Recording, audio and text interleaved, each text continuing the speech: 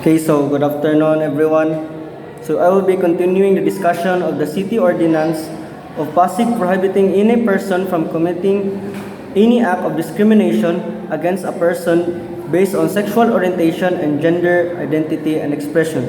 So I will be continuing on Section 10. So in Section 10, mechanisms for the implementation of this ordinance are, for the purpose of this ordinance, there shall be created a Pasig City Pride Council which will be primarily perform oversight function for this ordinance. A companion ordinance of this effect shall be formulated and approved by the City Council within a month after the passage of this ordinance. So in Section 11, commemoration of LGBTQ events.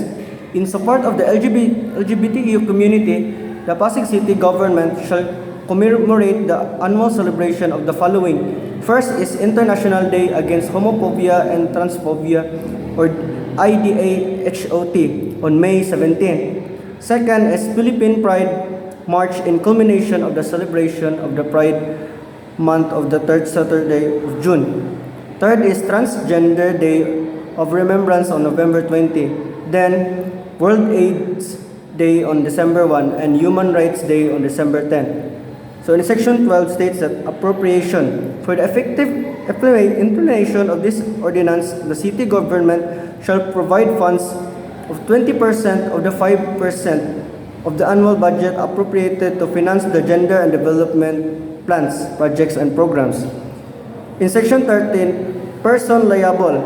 Any person, natural or juridical, who commits any of prohibited acts herein shall be criminally liable and penalized accordingly. In case of juridical persons, such as but limited to corporation, partnerships, associations, institutions, whatever private or public, the president or head of office shall also criminally responsible.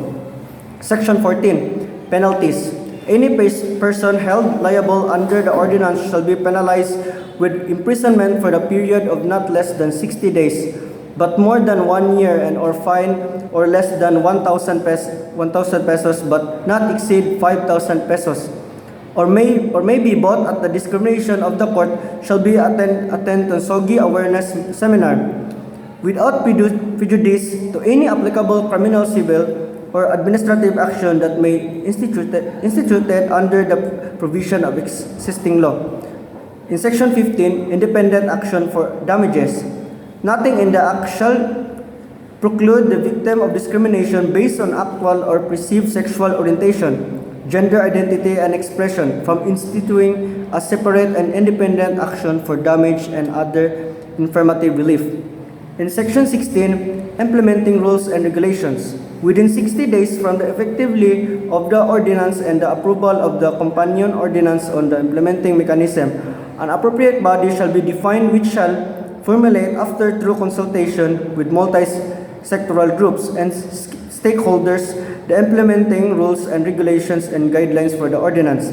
The multi-sectoral groups and stakeholders shall be consulted shall be composed of experts and representatives from various sections such as civil society, LGBTQ non-government representatives, and organizations, people organization, and civic society organization. And lastly, Section 17, effectively clause. This ordinance shall take effect 10 days after its publication in local newspaper of general circulation in city and its posting in the entrance of the City Hall and in 2 other conspicuous places in the city. So that will be all, and thank you.